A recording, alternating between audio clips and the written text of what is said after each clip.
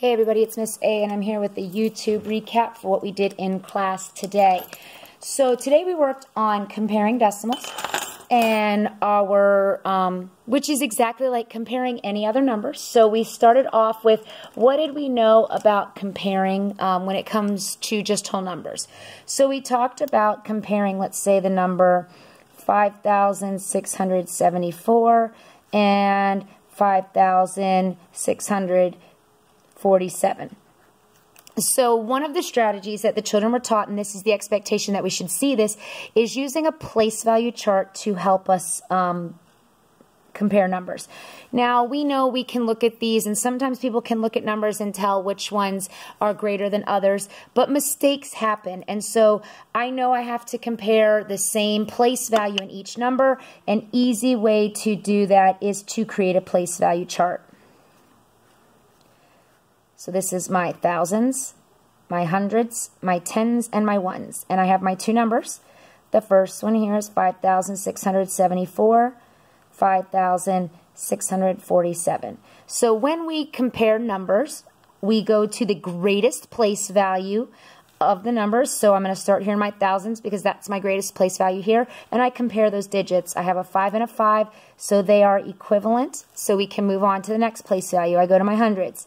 6 and 6, they are also equal, so I'm going to move on to the next place value, which is 10. I have a 7 and I have a 4. 7 is greater, so I know that when I'm using symbols to compare, the open part should be facing 5,674, like this. Or, as we say, the alligator should be eating the bigger number because he's super hungry.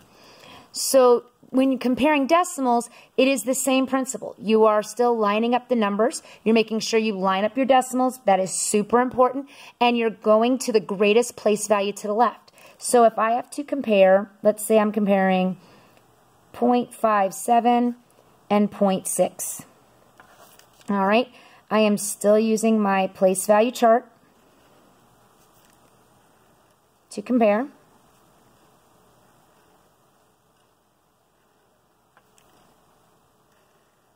This is my decimal point. This is my tenths, my hundredths. All right. First number is 0.57. Decimal points always have to line up in the same row. The next number is 0.6. We go to the very first place value all the way to the left. That would be my tenths. And I compare. I have a 5 and a 6. A 6 is greater, so that means this number is greater. And it doesn't matter if there were 10 digits. If this was 0.574639, 0.6 is still bigger because this is like worth 6 dimes, which is 60 cents, and this is worth 5 dimes, which falls in the 50-cent range, or 57 cents exactly. That's how I tell children to think about it. Tenths means like your dimes, so that's 6 dimes. This is 5 dimes. So let's say we had to compare 1.74, 1.07. And you don't necessarily have to draw up the whole place value chart, but you should be lining the numbers up on top of each other. So here I have 1.74, 1.07. So I go all the way to the left, the very first place value, and I'm looking at this place value, which happens to be my ones, and I have the same number there, so I move to the next place value. So I go here. Now I have a 7 and a 0. 7 is greater, so this means if I had to write an inequality statement, 1.74 is greater than 1.07. Now let's say we had to compare these two numbers.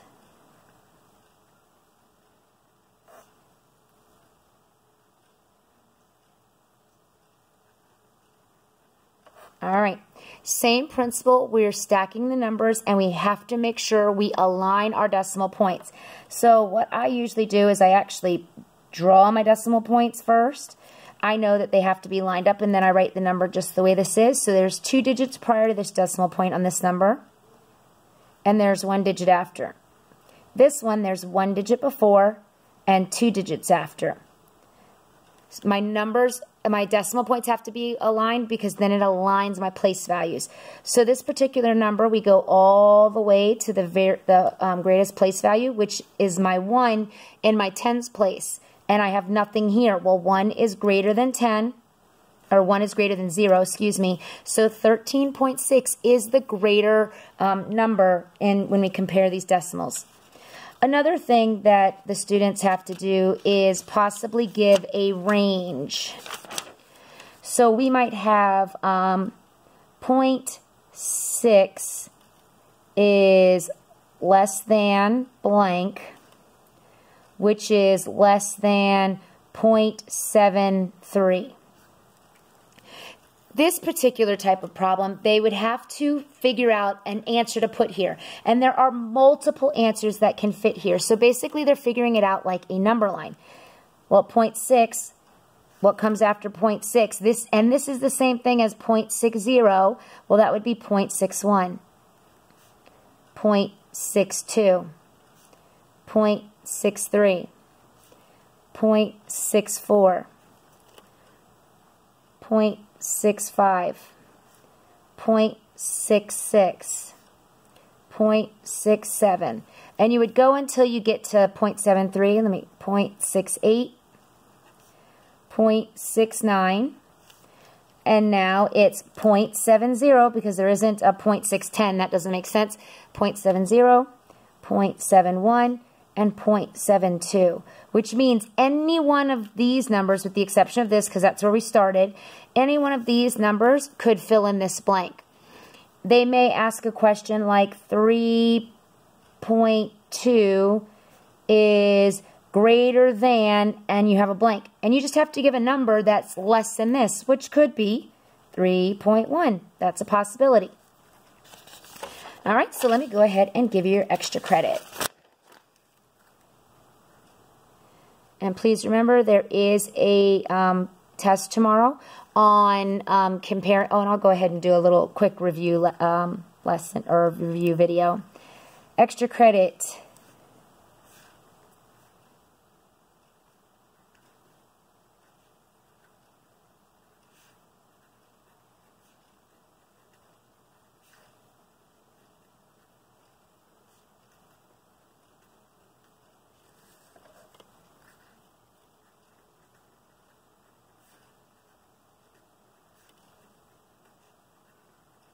All right, choose all the statements that are true.